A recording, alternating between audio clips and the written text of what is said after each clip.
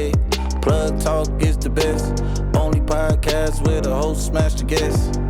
Yeah, Plug Talk is the best. Only podcast where the host smash the guest. Yeah. What led you to the stripping and then the So in 2019, I was in military school. So I was in the National Guard for 5 years, and they sent me to school in San Antonio to become an X-ray tech. But then COVID hit.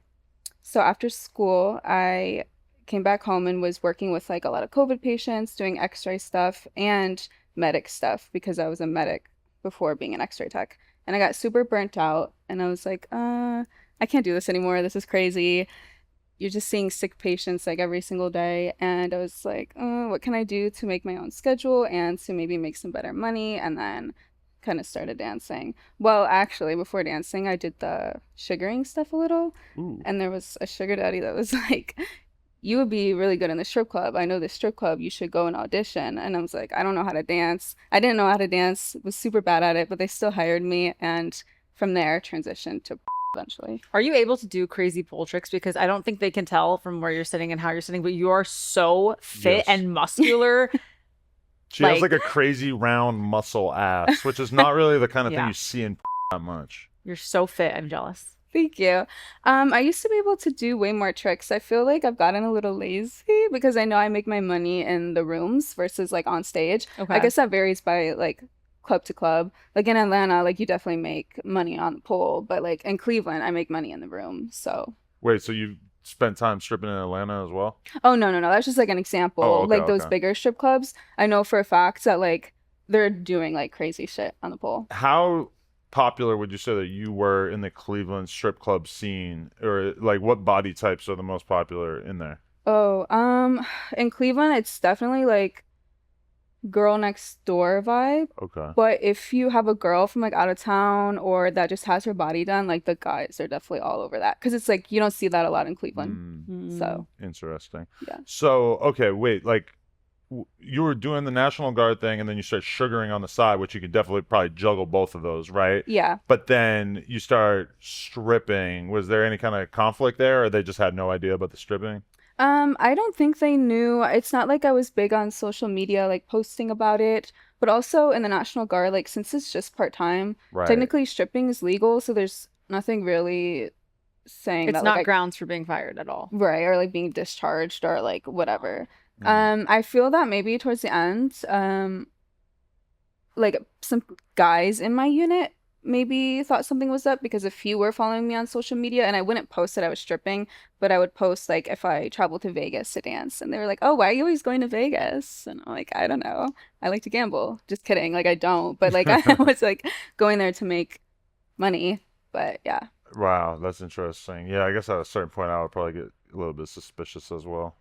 They already knew. They didn't want to Yeah, talk about it. and now it's funny because like when I started, like guys in my unit, they bought like one of my first, so it's like whatever. You knew it was them, or Oh yeah, like they told me. they told you? Yeah. Oh my god, that was just so weird. Wait, so okay, you're stripping for how long, and then at what point do you decide that you want to give a try? I started dancing like literally was only working as an X-ray tech for a few months. So it was that time when COVID was ramping up. That was that like 2020. Yeah. 2020, yeah. So I've been dancing since then. And then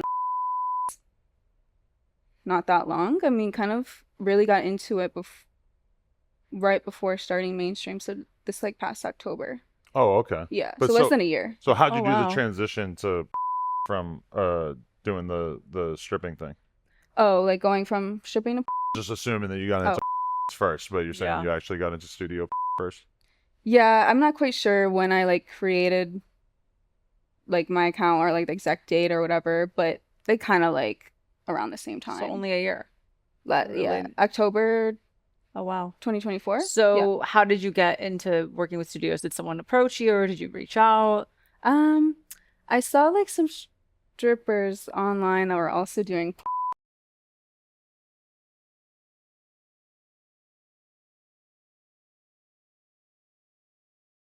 agencies and like applying to the various ones, like some in LA, some in Miami. And this like recruiter, it looked like a scam account, and she's like, "Do you want X amount of money to fly to Arizona and do your first professional scene?" It's like, this does not seem real, but it was, and so I did that, and then from there, How much you get paid for your first scene?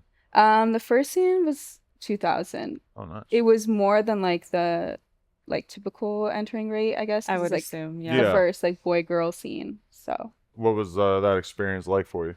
I was like super nervous and super scared. It was unlike anything I've ever done before because like prior to that, I wasn't really on social media. I didn't know a whole lot about porn. Like I didn't know who the major stars And what was were. your dating and sex life like at that point? Like, were you having Ooh. sex with random people? Like, you're gonna go to and meet a stranger and have sex with them?